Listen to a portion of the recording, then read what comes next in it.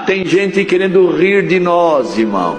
Tem gente olhando, dizendo, ainda está vivo, ainda está de pé, ainda está dessa maneira. Mas não se preocupa não, não se preocupa não, que o Senhor te manda dizer: tem um anjo guardando a tua vida, tem um anjo guardando a tua casa, a tua família, tem um decreto ao teu respeito, bendito o nome santo do Senhor. E esse decreto ninguém muda, diz o Senhor. Vai firme nessa tua passagem na vida, vai firme nessa tua caminhada dentro dessa graça. Não muda os teus maneira de ser. Que alguém diz assim: mas Senhor, eu queria ser desse jeito, eu queria ser daquele. E o Senhor te diz: eu te chamei desse jeito, eu quero você desse jeito. Eu te conheço, eu sei o que você precisa, eu tenho te guiado até agora, vou te guiar até o fim dos teus dias. Os teus inimigos podem no primeiro momento dizer: estamos vencendo, mas no segundo momento eles vão conhecer a derrota.